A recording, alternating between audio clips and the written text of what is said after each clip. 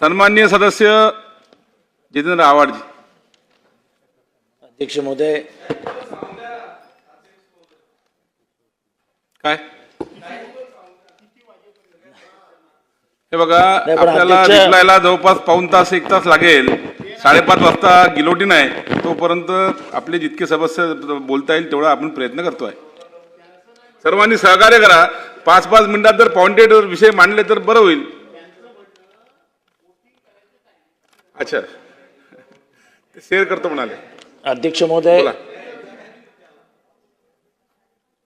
महानगरपालिकेतील क्षेत्रातील मूलभूत सुखसोयीचा विकासासाठी व वैशिष्ट्यपूर्ण कामासाठी 1500 कोटी रुपये बाब क्रमांक 88 द्वारे दर्शवण्यात आलेले आहेत.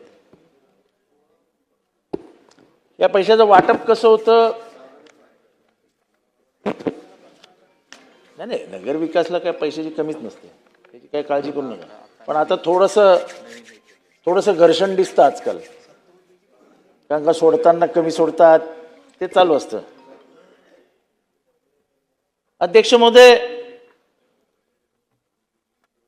पैशाचं वाटप आम्हाला अध्यक्ष महोदय काय मिळण्याचं काय म्हणजे आशाच राहिलेलं नाही. आम्ही फक्त असं बघतो, येत आहेत, जातात कुठे कळत नाही. अध्यक्ष महोदय, माझ्या मतदारसंघामध्ये पाण्याचा प्रश्न आ वासून उभा आहे. पावसाळ्याचे दिवस आहेत आणि पाणीच नाही. काल सगळ्या गरिबांनी मोर्चा काढला. महानगरपालिकेकडे उत्तरच नाही. साधे पाईप घ्यायला पैसे नाहीत महानगरपालिकेकडे, पाईप घ्यायला. अध्यक्ष महोदय, मी नेहमी या ठिकाणी मांडत आलो आहे, MSRDC, MMRDA 44,000 कोटी, अमुक कोटी तमुक कोटी. हे आत्ताचे उपमुख्यमंत्री आणि तेव्हाचे मुख्यमंत्री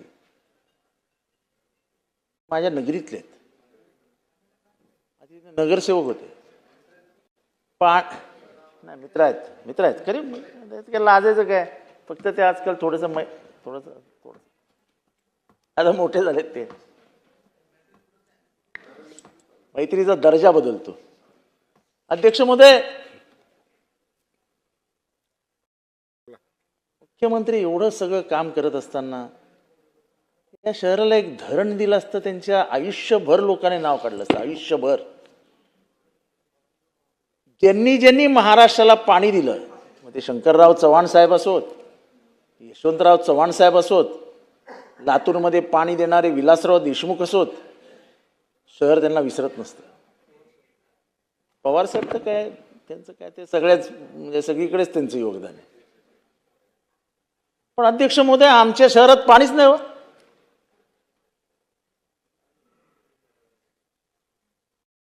माझ्या इथे मी 4 वेळा सूचना मांडली मागच्या 3 अधिवेशनामध्ये. 4 वेगवेगळ्या माध्यमातून येतोच आहे पाण्याच्या प्रश्न.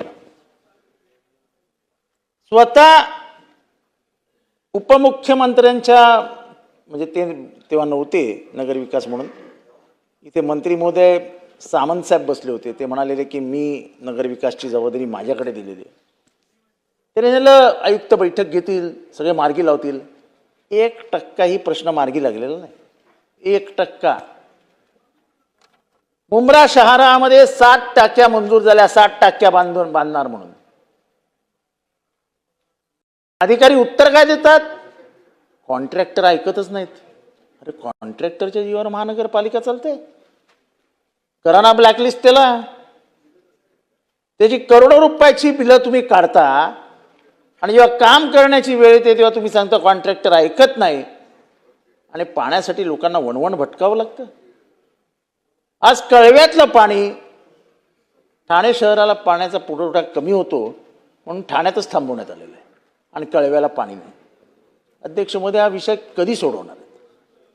म्हणजे हे जे पैसे आहेत हे फक्त पेपरावर दाखवण्यासाठी आहेत की आपल्या लाडक्या आमदारांना, लाडक्या बहिणीसाठी सारखं, म्हणजे आपल्या लाडक्या आमदारांना की बाबा तुला किती पाहिजे? 50 कोटी घेऊन टाक, आम्हाला पैसे देऊ नका, आम्ही मागायला आले तर सांगा नाही देणार, जा नागरिकांनी काय पाप केलंय त्यांना तर द्या. अध्यक्षमध्ये खोटी बिलं तर अशी ठाणे महानगरपालिकेमध्ये निघतात की विचारतात सोय नाही. कंप्लेंट करून करून थकलो, काय दखल घ्यायला तयार नाही. कोर्ट दररोज कानाखाली वाजवते, दररोज. इथे अनधिकृत इमारत आहे, तिथे अनधिकृत इमारत आहे. उगाच कोर्ट बिचारा आयुक्तांना काय ते विटनेस बॉक्समध्ये उभं करून ठेवते. आयुक्तांची चुकी आहे. अध्यक्ष महोदय, आपल्या कायद्याप्रमाणे अनधिकृत बांधकाम जिथे झालं तिथला एएमसी, तिथला डीएमसी, तिथला पोलीस अधिकारी यांची जबाबदारी नाही, यांची काहीच जबाबदारी नाही. अख्खं शहर अनधिकृत बांधकामाच्या विळख्याने वेढलं गेलंय. अख्खं शहर. ताई गेल्या आणि याच्याने पर्यावरणाचा ऱ्हास होतोय. ताई ताई जाऊ नका, 2 मिनिटं थांबा, बसा 2 मिनिटं. अच्छा अच्छा, जाऊन या, मी थांबतो.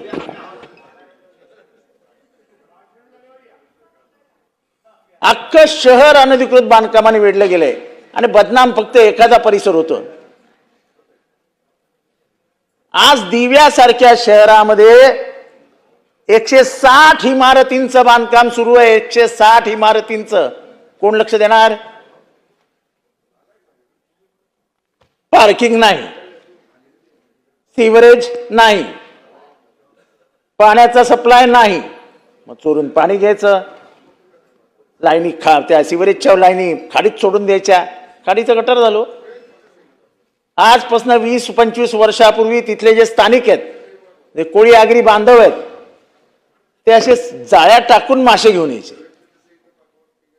आता ते कोळी त्याच्यात पडलं तर म्हणजे त्या विषाने मारायचा, अशी परिस्थिती आहे तिथे. अध्यक्ष महोदय, कोणी बघायला तयार नाही.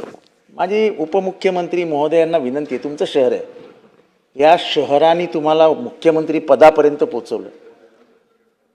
आपलं वजन आहे.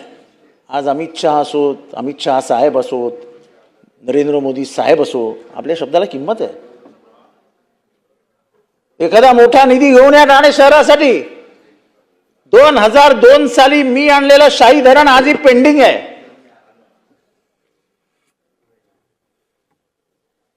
घ्या ना, पैसा घ्या, ते शाही धरणाला सुरुवात करा.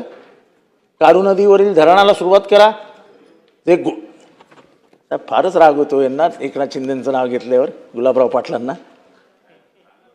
काय काय काय काय काय म्हणजे आम्ही बोलायचंच नाही त्यांच्याबद्दल. तसं असेल तर बसतो खाली साहेब. अरे बोला बोला, आवडतं. म्हणजे तुम्हाला जबाबदारी दिली आहे का नगर विकासची? बोला बोला. फारच डिस्टर्ब होतात तो हे लोक, काय कळत नाही. चालतं, आमचे मित्र आहेत ते. असं गुलाबराव सोडा. अध्यक्ष महोदय, आणि नाही साहेब, काय माहिती, प्रश्न गंभीर आहे. गुलाब जरा कोमजलेला दिसतो आजकाल. मी परवा त्यांच्या बाजूला बसलो होतो. गुलाबराव, खरं सांगा, मी तुम्हाला विचारलं की नाही तुम्ही शांत शांत का आहात?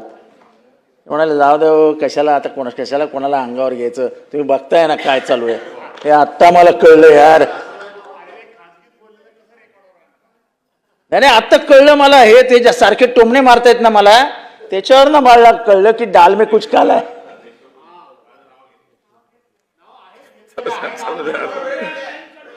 बोला बोला. मी यांचं नाव घेतलंच ना, मी गुलाब म्हटलं. आता बोलू द्या. मी कमळ पण म्हणेन. बोला बोला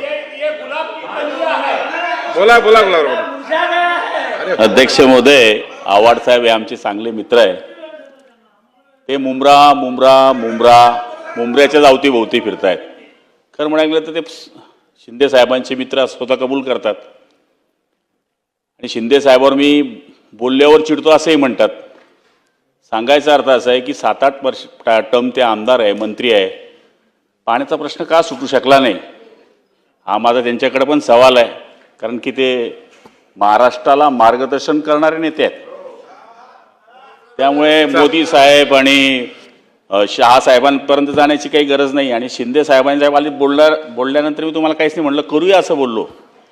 शेवटी साहजिक आहे, ते माझे नेते आहेत, त्यांच्यावर बोलल्यानंतर मी पण सहन करणार नाही, तुमच्या नेत्यावर कोणी बोललं तुम्ही सहन करणार नाही. आणि एकांतात झालेल्या गोष्टी तुम्ही पण मला काय बोलले, आमच्याही राष्ट्रवादीमध्ये काही खरं राहिलं नाही म्हणले. चला पुढे जाऊया आहे की नाही? चला आवाड साहेब बोला. कन्क्लूड करा. कन्क्लूड करतो मी माझ्या. नाही ते ठीक आहे, ते चालतं. माझ्या इंटिग्रिटी बद्दल या जगात कोणाच्या बापाला शंका येऊ शकत नाही. कोणाच्या बापाला माझ्या निष्ठेविषयी शंका येऊ शकत नाही, कोणाच्या बापाला. ह्याच्यापेक्षा अधिक मला काय बोलायचं नाही. अध्यक्ष महोदय, एकनाथ शिंदे साहेबांवरती मी टीका केलेली नाही, अपेक्षा व्यक्त केली आहे. साहेब कन्क्लूड करा. अध्यक्ष महोदय, मी आमदार आहे 5-6 टर्मचा आमदार आहे. अहो, महानगरपालिका 40 वर्ष त्यांच्या हातात आहे.